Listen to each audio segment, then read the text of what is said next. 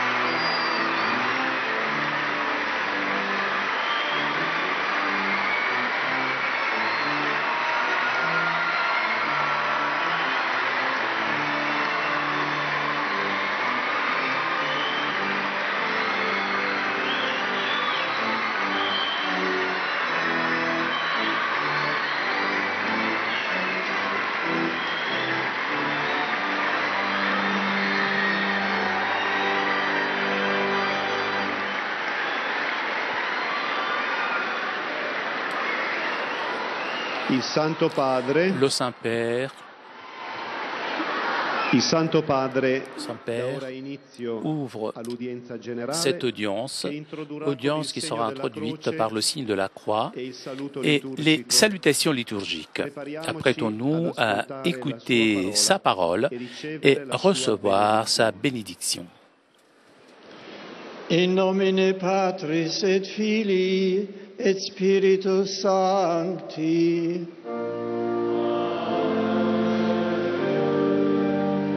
Pax vobis.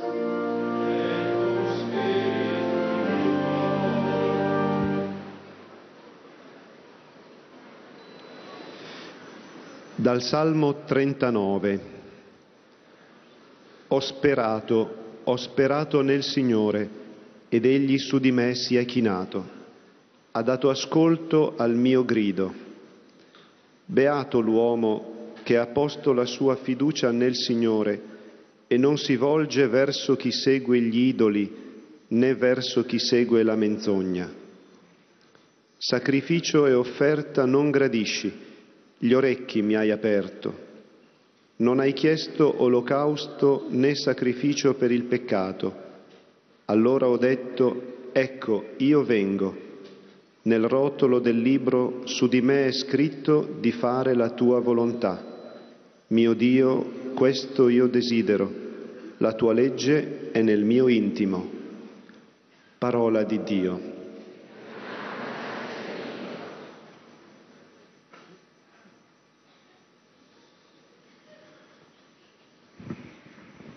Du psaume 39. J'ai grand espoir, j'espérais le Seigneur. Il s'est penché vers moi pour entendre mon cri. Heureux est l'homme qui met sa foi dans le Seigneur et ne va pas du côté des violents, dans le parti des traîtres. Tu ne voulais ni offrande ni sacrifice. Tu as ouvert mes oreilles. Tu ne demandais ni holocauste ni victime. Alors j'ai dit, voici, je viens. Dans le livre est écrit pour moi ce que tu veux que je fasse. Mon Dieu, voilà ce que j'aime, ta loi tient mes entrailles. Parole du Seigneur. Grâce à Dieu.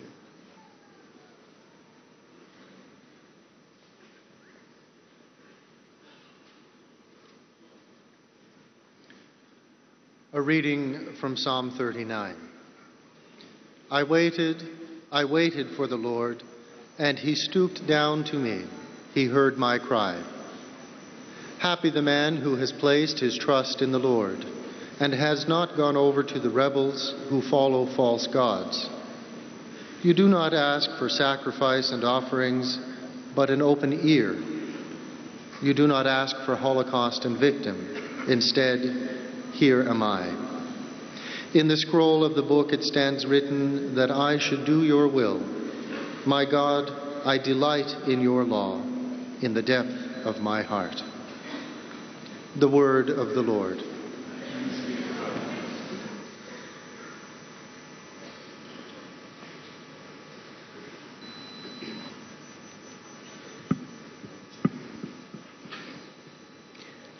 Lesung aus dem Buch der Psalmen.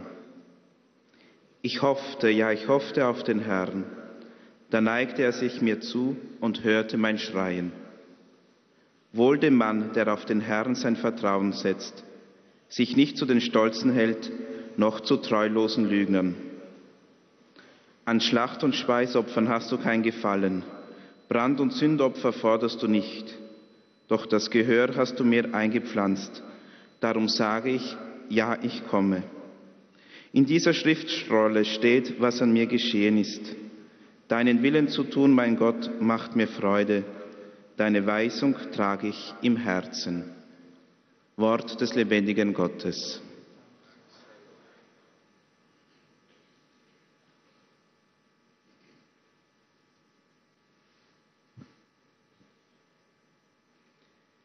Lectura del libro de los Salmos.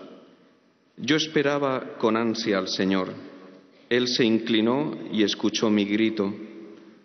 Dichoso el hombre que ha puesto su confianza en el Señor y no acude a los idólatras que se extravían con engaños. Tú no quieres sacrificios ni ofrendas y en cambio me abriste el oído. No pides sacrificio expiatorio. Entonces yo digo, aquí estoy, como está escrito en mi libro, para hacer tu voluntad. Dios mío, lo quiero y llevo tu ley en las entrañas. Palabra de Dios.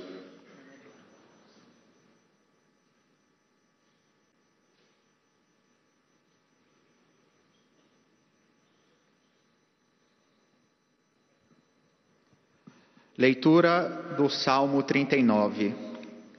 Esperando, esperei no Senhor, e inclinando-se, ouviu o meu clamor.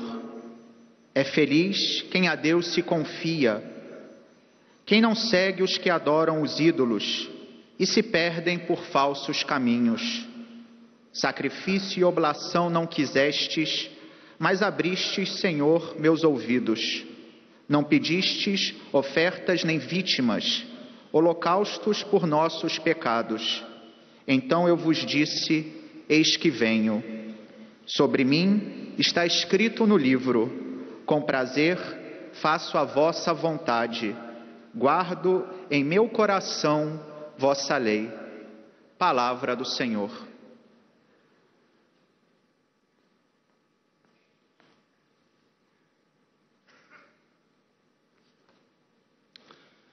Czytanie z Księgi Psalmów. Złożyłem w Panu całą nadzieję, On schylił się nade mną i wysłuchał mego wołania. Szczęśliwy mąż, który złożył swą nadzieję w Panu, a nie idzie za pyszałkami i za zwolennikami kłamstwa. Nie chciałeś ofiary krwawej ani obiaty, lecz otwarłeś mi uszy. Całopalenia i żertwy za grzech nie żądałeś. Wtedy powiedziałem, oto przychodzę. W zwoju księgi o mnie napisano. Jest moją radością, mój Boże, czynić Twoją wolę, a prawo Twoje mieszka w moim wnętrzu. Oto Słowo Boże.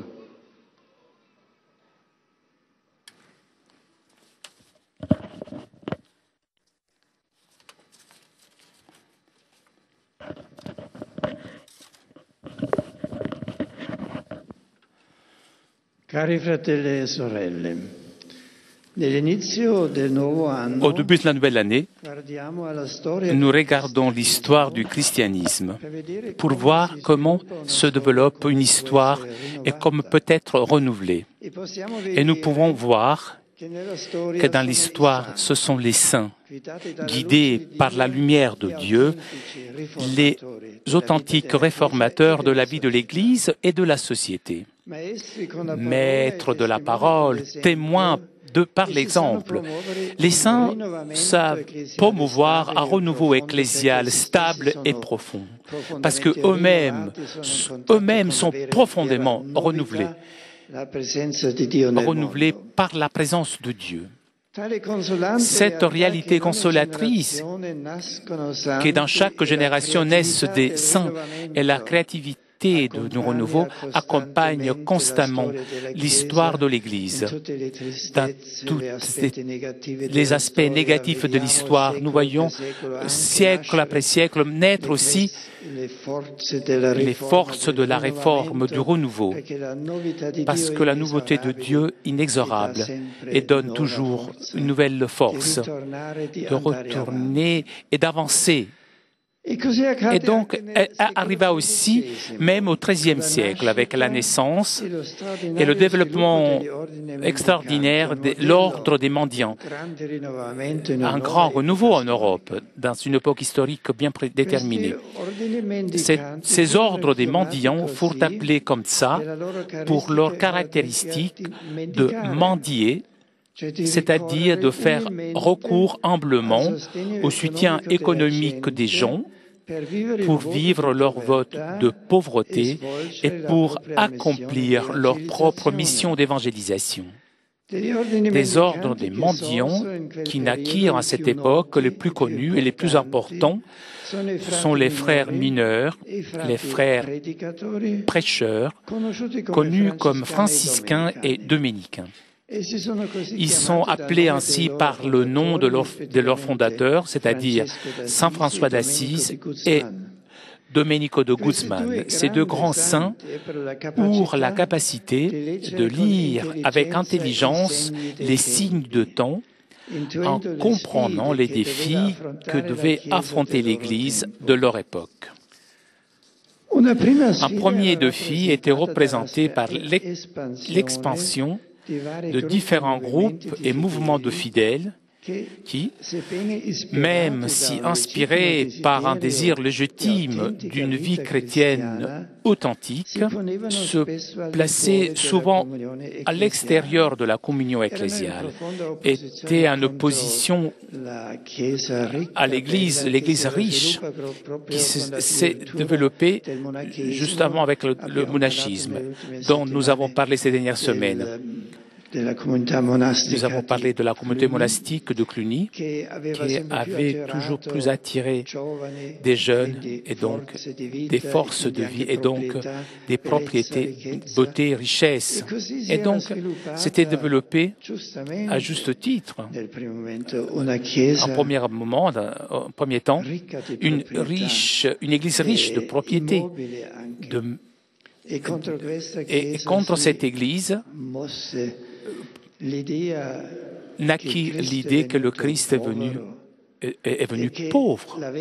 Et donc la véritable Église devrait être justement l'Église des pauvres. Et donc le désir de l'authenticité chrétienne s'opposa donc à la réalité de l'Église empirique.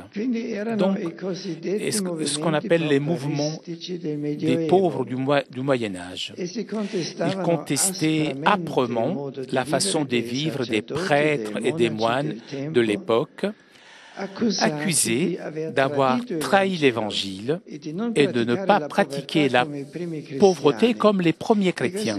Et ce mouvement opposait au ministère des évêques,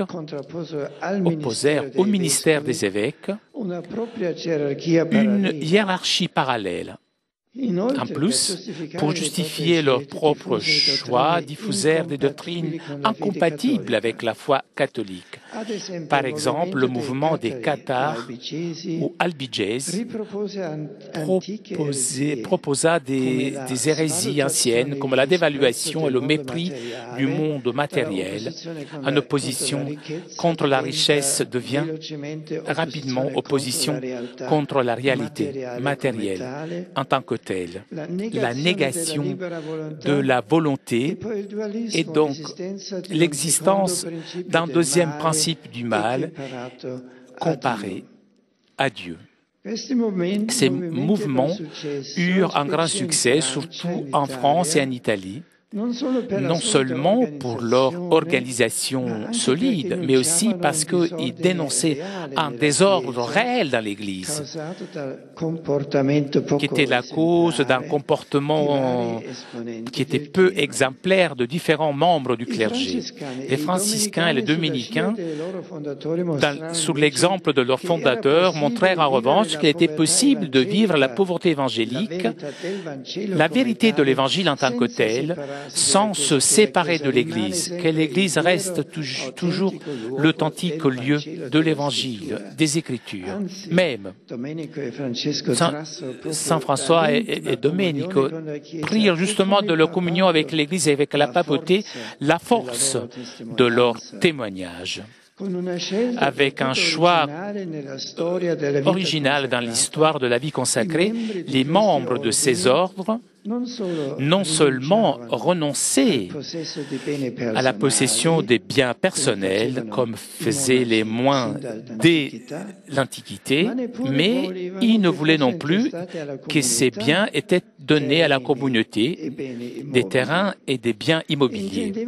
Ils voulaient ainsi témoigner une vie sobre pour être solidaire avec les pauvres et avoir confiance uniquement en la providence.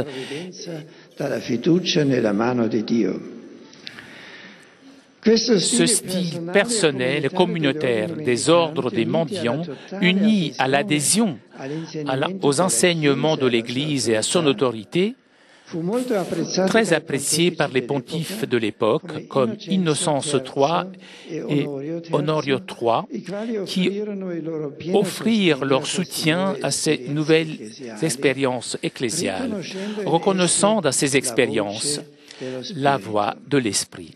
Et les fruits ne tardèrent pas à arriver. Ces groupes qui s'étaient séparés de l'Église rentrèrent dans la communion ecclésiale où petit à petit se redimensionnèrent jusqu'à disparaître. Même aujourd'hui, tout en vivant dans une société où l'avoir a le dessous sur l'être, on est très sensible aux exemples de pauvreté et de solidarité que les croyants offrent avec des choix courageux. Même aujourd'hui, il ne manque des initiatives semblables, des mouvements que de nouveau partent réellement de l'Évangile et le vivent avec une radicalité aujourd'hui dans les mains de Dieu pour le prochain. Le monde, comme rappelait Poncis dans l'Evangelii Nuntiandi, écoute volontiers ses maîtres lorsqu'ils sont aussi des témoins. C'est une leçon qu'il ne faut pas oublier dans l'œuvre de diffusion de l'Évangile. Vivre d'abord les premiers, ce que l'on annonce, pour être le reflet de la charité divine. Franciscains dominicains furent témoins, mais aussi des maîtres. En effet, une autre exigence répandue dans leur époque était l'exigence de l'instruction religieuse. Beaucoup de fidèles laïcs qui habitaient dans les villes, qui devenaient de plus en plus grandes, voulaient pratiquer une vie chrétienne spirituellement intense. Ils cherchaient donc d'approfondir la connaissance de la foi et d'être dans ce difficile tâche vers le chemin de la sainteté. Les ordres des mendiants allèrent à la rencontre aussi de cette nécessité. L'annonce de l'Évangile dans la simplicité et dans sa profondeur et grandeur, c'était peut-être le but principal de ce mouvement. Avec une grande zèle, en effet, se dédièrent à la prédication. Nombreux furent les fidèles, souvent des véritables foules, qui se rassemblaient pour écouter les prédicateurs dans les églises et dans les lieux en plein air. Et nous pensons à Saint Antoine, par exemple. Ils étaient traités des arguments qui étaient proches de la vie des gens, surtout la pratique des vertus morales théologales, par des exemples concrets qui étaient compréhensible. En plus, on leur prenait des formes pour nourrir la vie de prière et de pitié. Par exemple, les franciscains répandèrent beaucoup la dévotion vers l'humanité du Christ, avec l'engagement de imiter le Seigneur. Il n'est pas surprenant alors que nombreux étaient les fidèles, hommes et femmes, qui choisissaient de se faire accompagner dans leur chemin chrétien par des frères franciscains dominicains, directeurs spirituels et confesseurs recherchés et appréciés. Naquirent ainsi des associations de fidèles laïcs qui s'inspiraient à la spiritualité de Saint François et de Saint Domenico, adaptées à leur état de vie. Il s'agit du troisième ordre, aussi bien franciscain que dominicain. En d'autres mots, la proposition d'une sainteté laïque a conquis beaucoup de personnes. Comme a rappelé le Concile œcuménique Vatican II, l'appel à la sainteté n'est pas réservé à quelques-uns, mais un appel qui est adressé universel. Et dans tout état de notre vie, on peut trouver la possibilité de vivre l'Évangile. Et aujourd'hui aussi, chaque chrétien peut et doit aller vers la mesure la plus haute de la vie chrétienne, à quelque état de vie qu'il appartienne. L'importance des ordres mendiants a grandi donc tellement au Moyen-Âge que des institutions des laïcs, comme les organisations du travail, les corporations, et même les autorités civiles faisaient recours souvent au conseil spirituel des membres de ces ordres pour rédiger leurs règlements et parfois pour la solution de querelles intérieures ou extérieures. Les franciscains et les dominicains étaient donc les animateurs spirituels de la ville médiévale, de la cité du Moyen-Âge. Avec une grande intuition, ils réalisèrent une stratégie pastorale adaptée aux transformations de la société. Puisque beaucoup de personnes se déplaçaient et qui allaient des campagnes dans les villes, ils placèrent leurs couvents non plus dans des zones rurales, mais urbaines.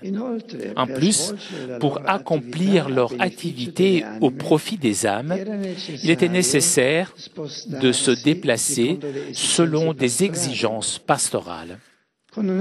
Avec un autre choix tout à fait nouveau, les ordres mendiants abandonnèrent le principe de stabilité qui était un classique pour la vie du monachisme pendant beaucoup de siècles, pour choisir une autre façon. Les prédicateurs voyageaient d'un lieu à un autre avec ferveur missionnaire. Par conséquent, ils se donnèrent une organisation différente par rapport à celle de la plupart des ordres monastiques. À la place de l'autonomie traditionnelle dont profitait chaque monastère, ils réservèrent une plus grande importance à l'ordre en tant que tel et au supérieur général, ainsi qu'à la structure des provinces. Donc les mendiants étaient plus disponibles pour les exigences de l'Église universelle. Cette flexibilité rendit possible l'envoi des frères plus adaptés pour l'accomplissement de missions spécifiques, et les ordres mendiants atteignirent l'Afrique septentrionale, le Moyen-Orient et le nord de l'Europe avec cette flexibilité. C'était la dynamicité missionnaire qui était renouvelée. Un autre grand défi était représenté par les transformations culturelles qui se réalisaient en cette époque-là. De nouvelles questions rendaient vivace la discussion dans les universités qui sont nées dans cette époque, à la fin du XIIe siècle. Les mineurs et les prédicateurs n'hésitèrent pas à prendre aussi cet engagement et, comme étudiants et professeurs, rentrèrent dans les universités les plus connues de cette époque. Ils produisirent des textes de grande valeur, firent naître de véritables écoles de pensée, furent les protagonistes de la pédagogie scolastique dans sa période meilleure. Ils gravèrent Ils marquèrent de façon significative le développement de la pensée de cette époque.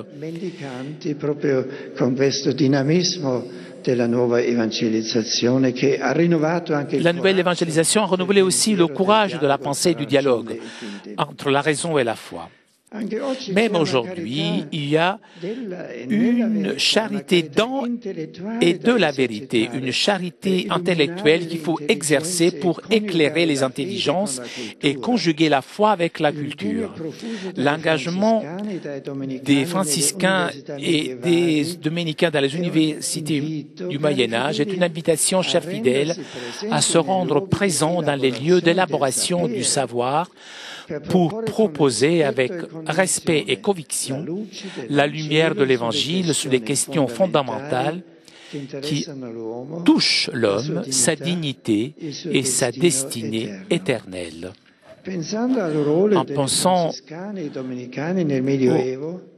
à ce qui firent les franciscains et les dominicains au Moyen-Âge, au renouveau spirituel qu'ils suscitèrent, à cette nouvelle vie qu'ils donnèrent au monde. Un moine avait dit, à cette époque-là, le monde vieillissait. Deux ordres naquirent dans l'Église, dont ils renouvelèrent la jeunesse comme celle d'un aigle. Chers frères et sœurs, invoquons au début de cette nouvelle année le Saint-Esprit,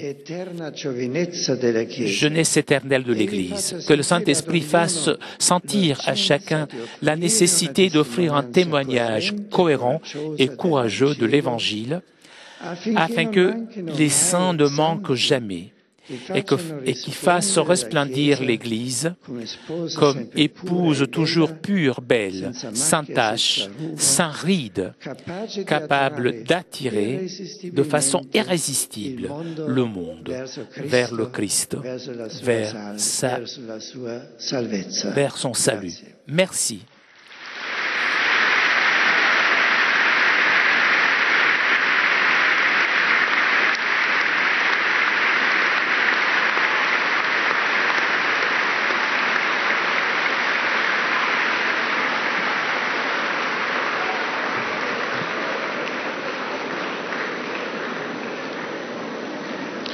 Très Saint-Père, les pèlerins de langue française sont heureux de vous exprimer leurs sentiments respectueux et leur filial attachement.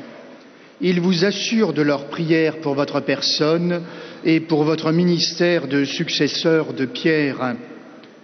Parmi les groupes venus aujourd'hui de France, de Suisse, de Belgique, du Canada ou d'ailleurs, avec les pèlerins individuels ou les familles, sont présents notamment un groupe de pèlerins venus des îles Wallis et Futuna dans le Pacifique.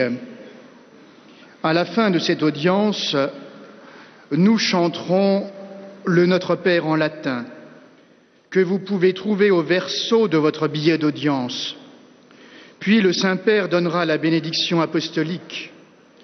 Il accorde aussi à toutes les personnes qui vous sont chères, spécialement les enfants, aux malades, aux personnes qui sont dans l'épreuve. Il bénira également les chapelets et les autres objets de dévotion que vous avez apportés à cette intention.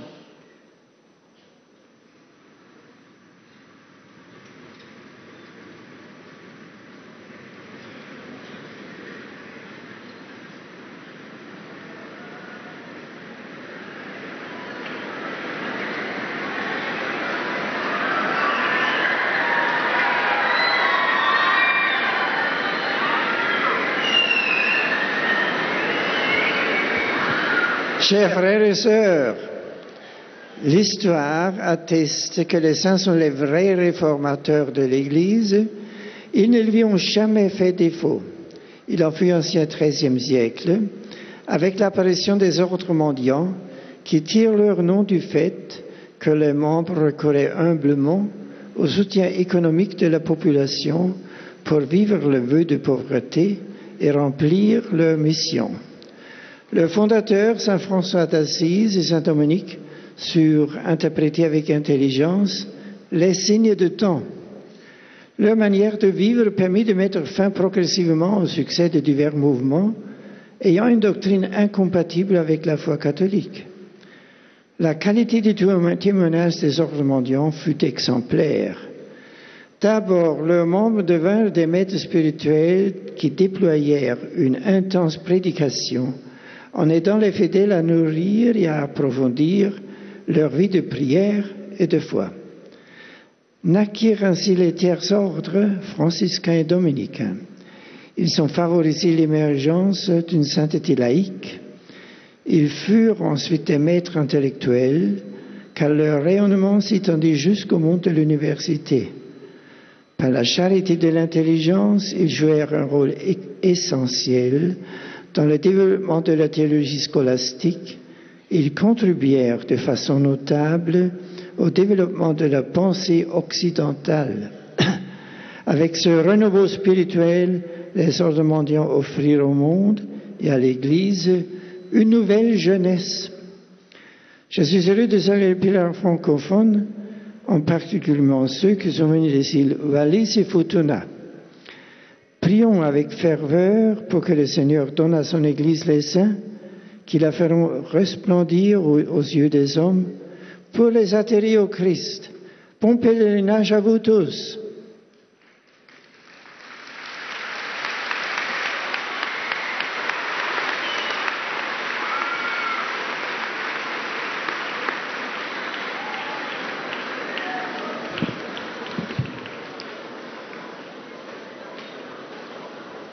Most Holy Father, the English-speaking visitors and pilgrims are happy to have this occasion to express to you their sentiments of respect and esteem, and to assure you of their prayers for your ministry as the successor of Peter. Among those present today are the following groups. From various countries, a delegation of missionaries. C'est au tour maintenant des fidèles anglophones de saluer le Saint-Père et l'on présente maintenant les différents groupes présents aujourd'hui. From the Diocese of Copenhagen, accompanied by Bishop Czeslaw Kozon.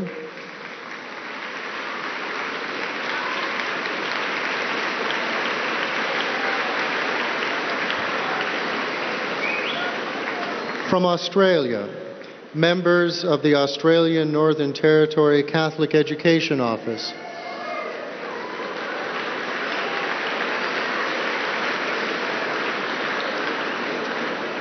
From the United States of America, pilgrims from St. Thomas More Parish, Fort Worth, Texas.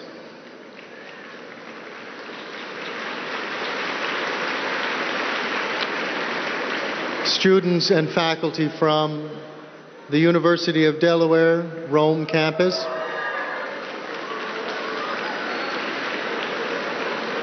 The State University of New York, Stony Brook.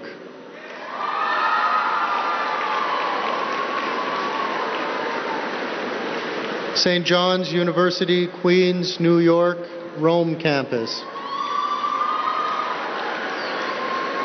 St. Mary's College of California, Moraga.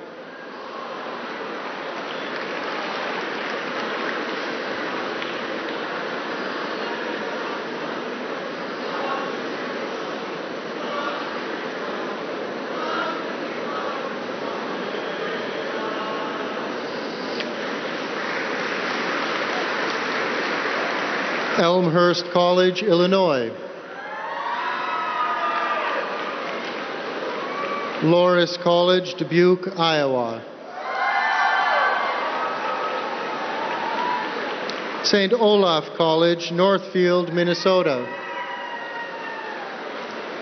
Mount St. Mary College, Milwaukee, Wisconsin. At the end of the audience, His Holiness will lead us in singing the Our Father in Latin. The words can be found on the back of your ticket. He will then impart his apostolic blessing, which he willingly extends to the members of your families at home. His Holiness also intends to bless any religious articles you may have brought for this purpose, and in a special way, his blessing goes to your children and to your loved ones who are sick.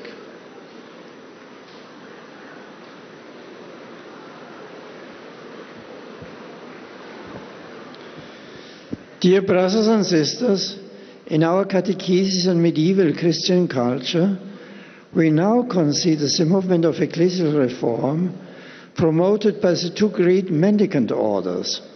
In every age, the saints are the true reformers of the Church's life. In the 13th century, St. Francis and Dominic inspired a vast evangelical renewal which met three significant needs of the Church of the time. St. Franciscans and the Dominicans adopted a lifestyle of evangelical poverty, which, unlike that of the Cathars, was grounded in communion with the visible Church and a sound Christian understanding of the goodness of creation. As zealous preachers, especially in urban environments, the friars provided religious instruction and spiritual guidance to the lay faithful, many of whom became members of the third orders. Traveling freely from place to place, they also contributed to the overall renewal of church life and the spiritual transformation of society. By their presence in the universities, the friars worked for the evangelization of culture, affirming the harmony of faith and reason, and creating the great synthesis of scholastic theology. May the example of holiness and evangelical lifestyle inspire our own witness to the gospel and our efforts to draw the world to Christ and His Church. I offer warm welcome to the English-speaking visitors present at today's audience, especially those from Denmark, Australia, and the United States of America. My particular greeting goes to the many student groups present and to the faculty members. Upon all of you, invoke God's blessings of joy and peace.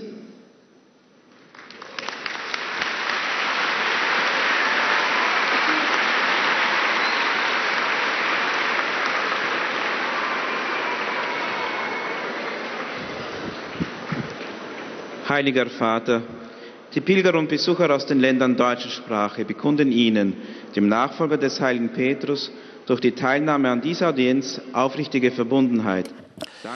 Et nous arrivons maintenant aux salutations des fidèles germanophones. Gebetsgedenkens für den apostolischen Dienst als Hirte der universalen Kirche. Neben zahlreichen Einzelpilgern sind heute folgende Gruppen gemeldet. Aus der Bundesrepublik Deutschland, Pilgergruppen aus der Erzabtei St. Martin, Beuron, sowie aus dem Marienheiligtum Kevelaer. Ferner das katholische Ferienwerk Gladbeck.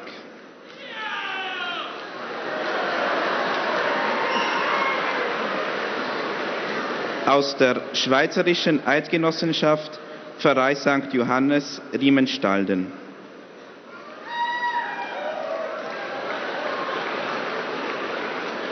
Zum Schluss dieser Audienz singen wir gemeinsam das Vaterunser in lateinischer Sprache.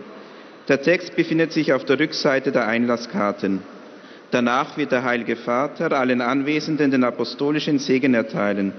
Gern schließt er darin ihre Angehörigen ein, besonders die Kranken und die Kinder. Zugleich segnet er auch die Rosenkränze und die übrigen Andachtsgegenstände, die sie dafür mitgebracht haben.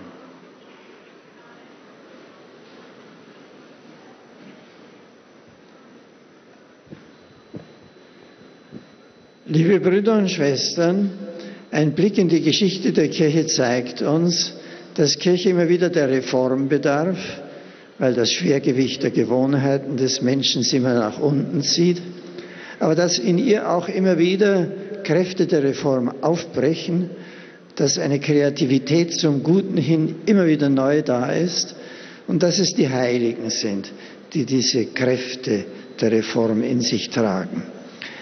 Im 13. Jahrhundert waren es die Bettelorden, vor allem die Minderbrüder des heiligen Franz von Assisi und der Predigerorden des heiligen Dominikus, die eine dauerhafte und tiefgehende kirchliche Erneuerung brachten.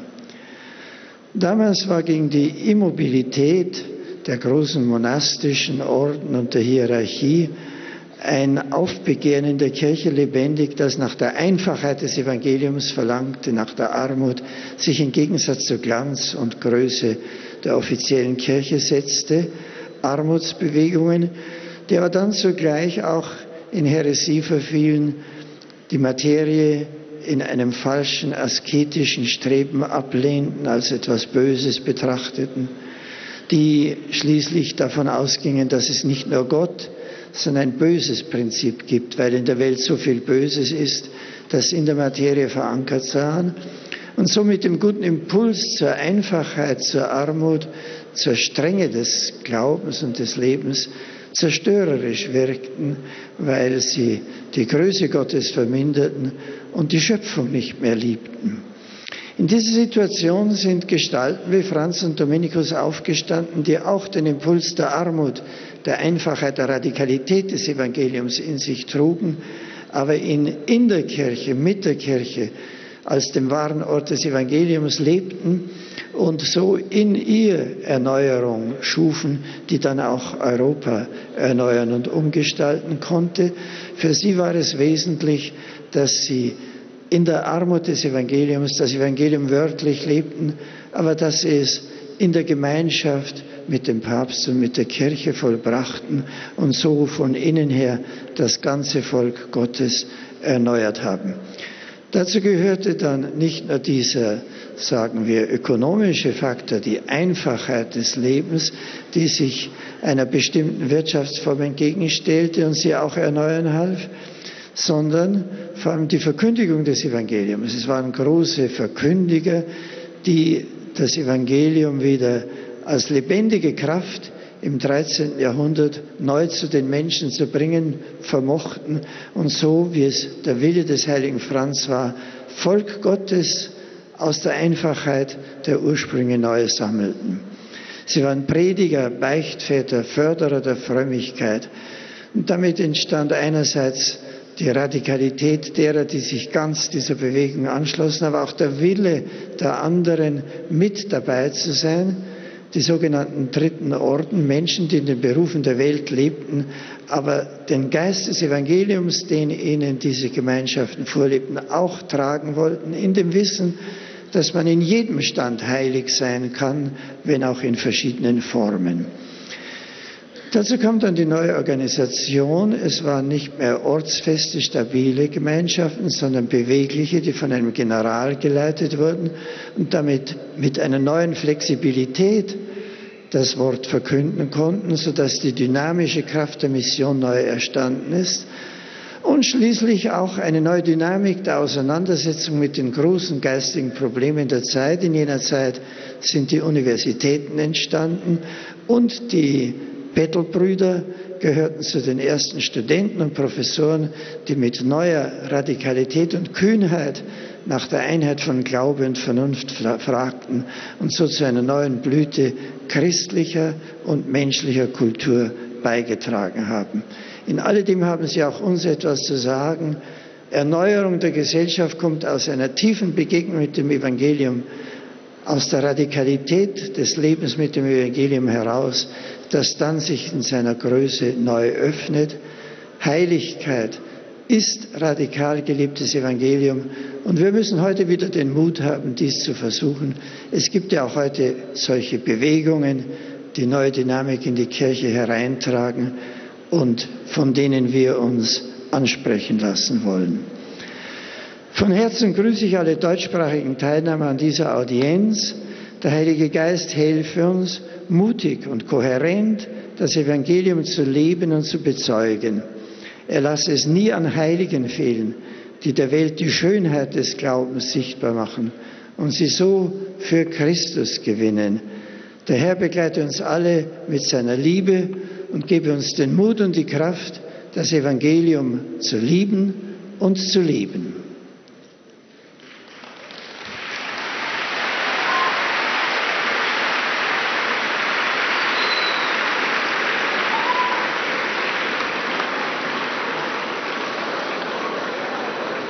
Santo Padre, los visitantes y peregrinos de lengua española que participan en esta audiencia desean manifestarle sus sentimientos de filial afecto, que acompañan con sus oraciones. Nous arrivons maintenant aux salutations des fidèles de langue espagnole et l'on présente les différents groupes présents aujourd'hui. Grupos y familias venidos de España y de América Latina están aquí presentes. De diversos países, Grupo Internacional de las Hijas de Jesús.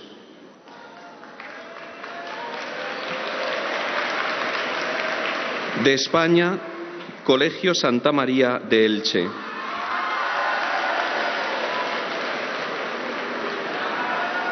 De México, colaboradoras del Regnum Christi.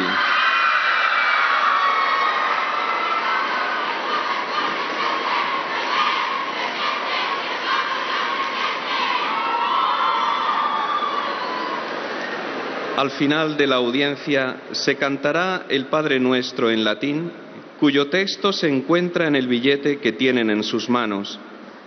Después, el Santo Padre impartirá a todos los presentes la bendición apostólica que extiende complacido a sus familiares, especialmente a los niños, a los enfermos y a cuantos sufren. Bendice también los rosarios y objetos de devoción que los peregrinos llevan consigo.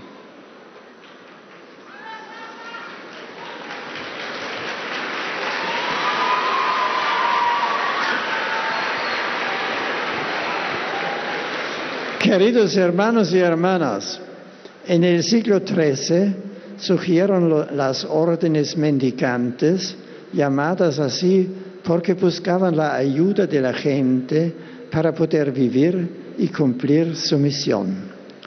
Las más conocidas fueron los franciscanos o los dominicos, fundados por Francisco de Asís y Domingo de Guzmán, respectivamente, los cuales supieron enfrentarse a los desafíos de la Iglesia de su época.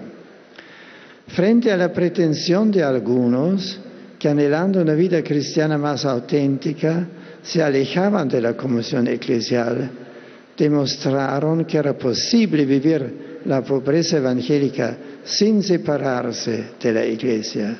Se entregaron con incansable celo a la predicación, a la enseñanza y al acompañamiento espiritual de los fieles, satisfaciendo la necesidad que sentían de una vida espiritual más intensa. Supieron también adaptarse con flexibilidad a las necesidades pastorales provocadas por el crecimiento de las ciudades en detrimento de las zonas rurales. Participando activamente en la vida cultural de su tiempo, llegaron a incidir significativamente en el desarrollo del pensamiento. En definitiva, la aparición de las órdenes mendicantes es un ejemplo concreto de cómo los santos son los auténticos reformadores de la Iglesia, capaces de promover una renovación eclesial estable y profunda. Saludo cordialmente a los fieles de lengua española aquí presentes.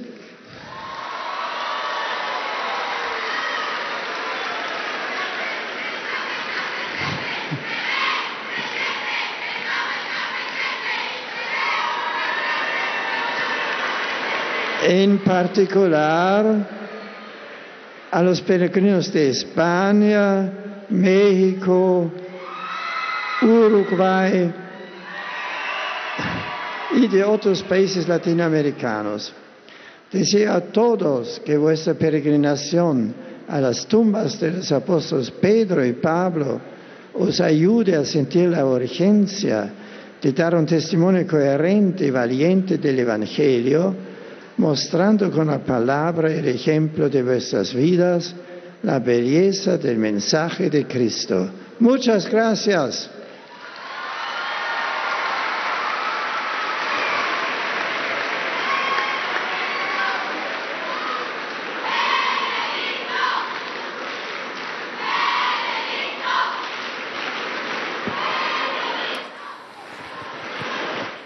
Santo Padre, os peregrinos de língua portuguesa, les pèlerins de langue portugaise maintenant saluent le Saint-Père. Testemunham a vossa santidade, sentimentos de gratidão e afeto filial, que acompanham com as suas orações pelas vossas intenções de pastor da Igreja Universal. Participam nesta audiência Et l'on présente maintenant les différents groupes de langue portugaise présents aujourd'hui. De língua oficial portuguesa. No final da audiência, cantaremos o Pai Nosso em latim, cujo texto se encontra no verso do bilhete de ingresso que tem. Depois, o Santo Padre concederá a todos os presentes a bênção apostólica, extensiva aos seus familiares, especialmente aos doentes e às crianças. Abençoará igualmente todas as lembranças e objetos que os peregrinos tenham consigo.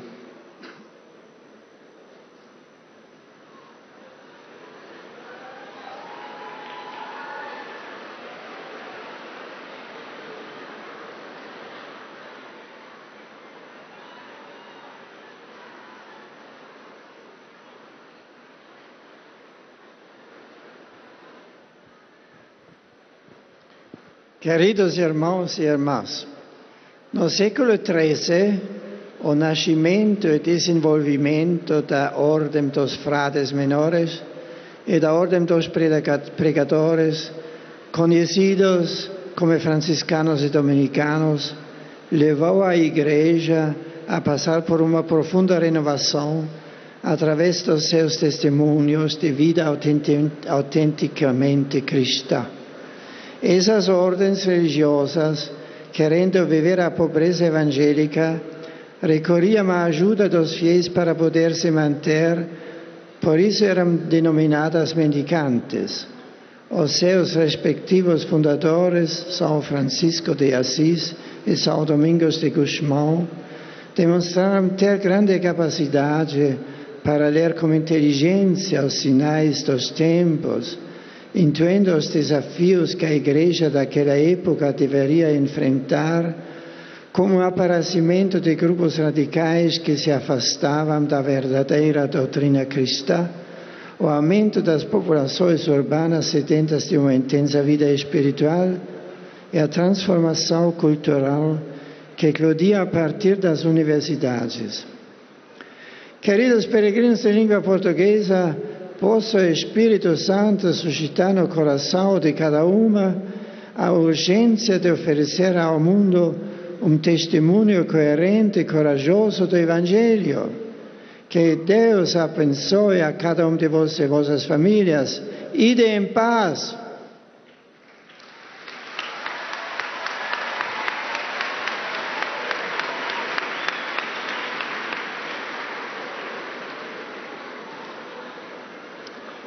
Ojcze Święty, pielgrzymi z Polski i z innych krajów obecni na tej audiencji pragną złożyć Waszej świątobliwości najserdeczniejsze Nous arrivons maintenant aux salutations des fidèles polonais. w modlitwie we wszystkich intencjach związanych z apostolską posługą następcy Piotra.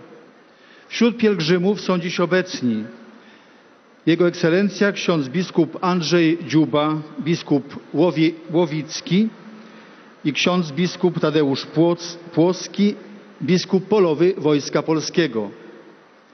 Są obecni także pielgrzymi indywidualni z Polski, z zagranicy oraz wierni z Słowenskiej Republiki, z Czeskiej Republiki, i z Chorwackie, i z Lietuvos, i z Słowenii. Na zakończenie audiencji zaśpiewamy wspólnie modlitwę Ojcze Nasz po łacinie. Jej tekst znajduje się na odwrocie karty wstępu na audiencję. Następnie Ojciec Święty udzieli swego apostolskiego błogosławieństwa wszystkim tu obecnym, obejmując nim również ich rodziny, dzieci chorych i cierpiących. Pobłogosławi także różańce oraz inne przedmioty kultu, jakie pielgrzymi przynieśli ze sobą. Oto streszczenie katechezy wygłoszonej przez Ojca Świętego. Bracia i siostry, Historia upamiętnia wielu świętych reformatorów Kościoła, autentycznych świadków Chrystusa i Jego Ewangelii. Wśród nich szczególna rola przypada świętym Franciszkowi i Dominikowi, założycielom dwóch wielkich XIII-wiecznych zakonów żebraczych, braci mniejszych i zakonu kaznodziejskiego, znanych jako Franciszkanie i Dominikanie. Ideę życia ubogiego, upowszechniania Słowa Bożego oraz naśladowania Chrystusa w życiu codziennym znalazły ogromny i trwały oddźwięk, przyciągając do wspólnot rzeszę nowych członków, inspirując apostolstwo wśród świeckich, także wśród heretyków i pogan. Gorliwość życia religijnego braci, otwartość na ludzkie problemy, okazywana wiernym pomoc i duszpasterska troska napełniały wiernych świeżą energią, rodziły jedność i duchowy entuzjazm. Nowy styl życia zakonnego był szczególnie ceniony i popierany przez ówczesnych papieży Innocentego III i Honoriusza III. Ten szczególny rodzaj życia w oparciu o ubóstwo, miłość Chrystusa i naśladowanie Go, przeniesiony w życie ludzi świeckich, wspólnot, rodzin, zaowocował strukturą trzeciego zakonu. Franciszkanie i Dominikanie odegrali główną rolę w zdumiewającym rozkwicie studiów teologicznych w szkołach i uniwersytetach. Okazali się wspaniałymi świadkami i nauczycielami wiary. Niech proponowany przez nich styl życia będzie wyzwaniem także i dla nas.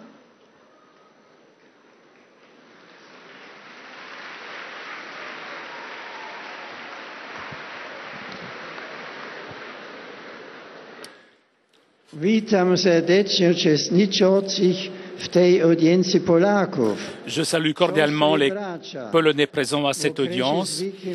Frères et sœurs, dans le temps liturgique Per Annum que nous avons commencé, en continuant la réflexion de l'année sacerdotale, je confie à votre prière tous les prêtres.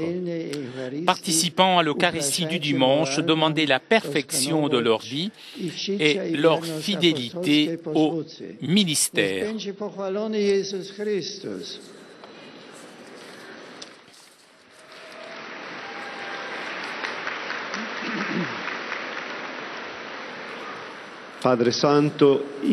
Et nous arrivons maintenant aux salutations des fidèles de langue italienne.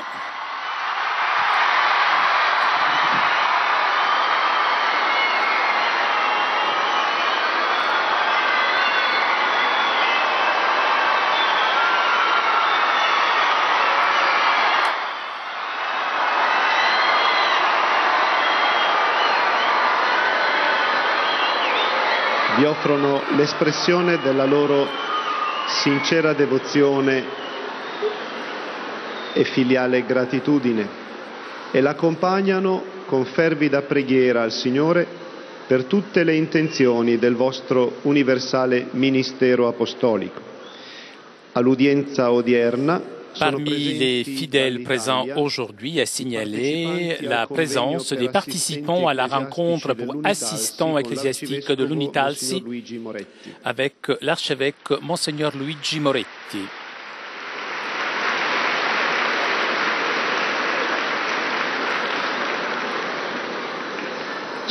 Ainsi que les étudiants du diocèse de Caserta, à côté de Naples, accompagné de l'évêque. Vous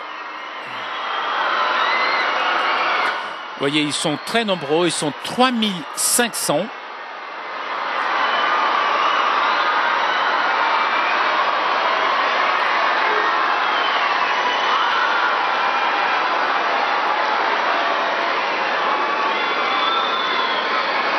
Gli studenti sono étudiants qui sont accompagnés par l'évêque Monseigneur Pietro Farina. Et l'on présente maintenant les autres groupes venus de la péninsule italienne. Fedeli dalle seguenti parrocchie: Santa Maria dell'Umiltà a Chiesa Nuova in Prato, San Paolo in Pagliare del Tronto, Immacolata Concezione di Maria Vergine,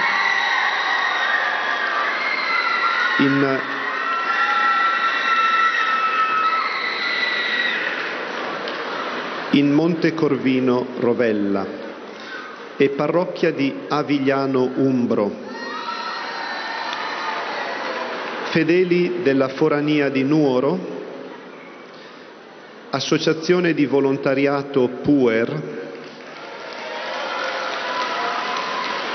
Associazione Centro per la Salvaguardia del Creato di Bergamo, Gruppo di Preghiera di Padre Pio di Pofi, Scuola Merliano Tansillo di Nola, Direzione Didattica di Rosarno, gruppi di fedeli da San Valentino Torio, Tolentino, Olevano Romano e da minori.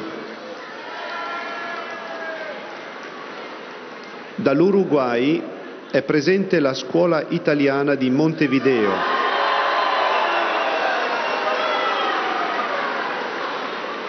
Come di consueto sono presenti alcune coppie di sposi novelli. Et comme d'habitude, l'on salue un dernier, les jeunes mariés.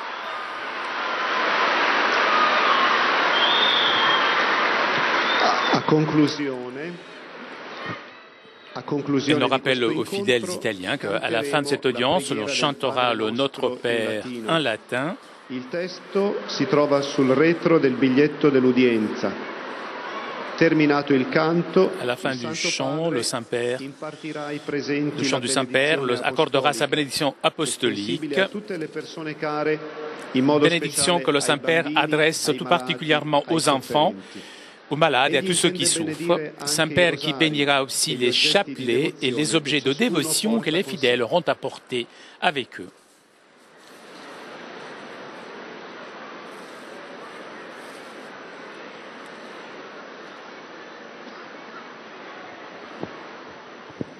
Je commence par un appel. Je voudrais adresser un appel pour la situation dramatique dans laquelle se trouve Haïti. Je pense tout particulièrement à la population qui a été si durement frappée il y a quelques heures par un terrible tremblement de terre qui a causé des pertes de vies humaines, ainsi qu'un grand nombre de sans-abri et des dégâts matériels assez importants. Je vous invite tous à vous unir à ma prière pour les victimes de cette catastrophe et pour tous ceux qui en pleurent la disparition. J'assure ma proximité spirituelle à tous ceux qui ont perdu leur propre maison, à toutes les personnes touchées de différentes façons par cette calamité, en pleurant de Dieu la consolation et le soulagement dans leur souffrance. Je fais appel aussi à la générosité de tout le monde, afin que ne manque pas à nos frères et sœurs qui vivent un moment de nécessité et de douleur notre solidarité concrète et le soutien actif de la communauté internationale. L'Église catholique est déjà sur le territoire. Et grâce à ces institutions caritatives, essaye de faire face aux besoins les plus urgents de la population. Et je m'adresse maintenant aux pèlerins de langue italienne, et il y en a beaucoup aujourd'hui.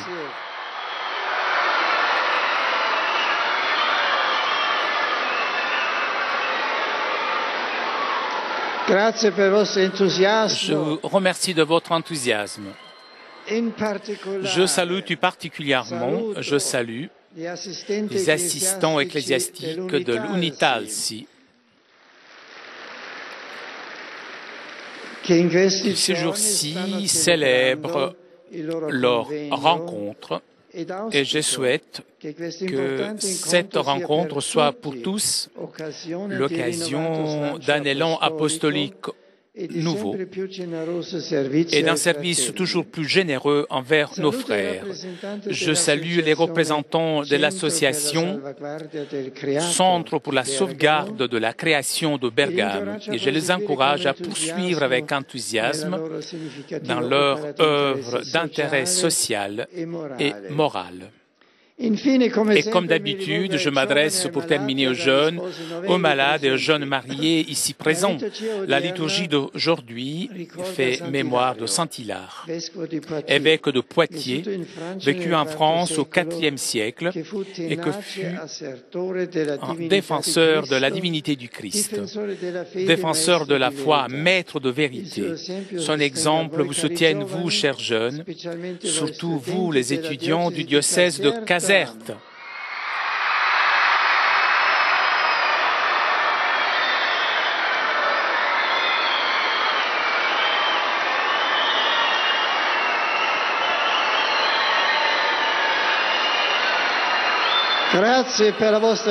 Je vous remercie de votre présence.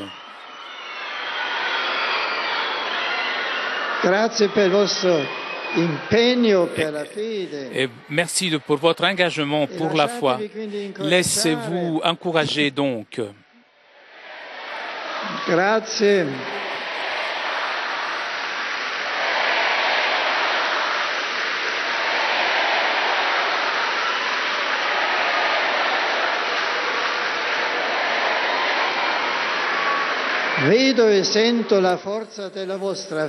Je vois et j'entends la force de votre foi et votre foi sera aussi la recherche courageuse du Christ chaque jour et dans toute occasion.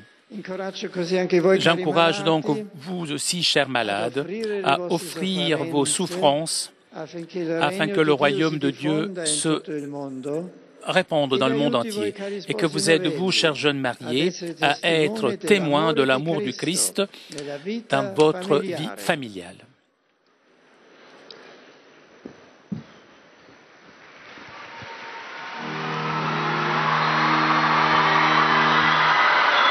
Pater noster, qui es in celis, sanctificetur nomen tuum, adveniat regnum tuum, fiat voluntas tua, sicut in cielo et in terra. Panem nostrum quotidianum da nobis hodie, et dimitte nobis debita nostra, sicut et nos dimittimus debitoribus nostris, et ne nos inducas in tentationem, sed libera nos a malo. Sit nomen Domini benedictum, et hoc nunc usque in seculum, adiutorium nostrum in nomine Domini, qui feci celum et terra, benedicat vos omnipotens Deus, Pater et Filius et Spiritus Sanctus.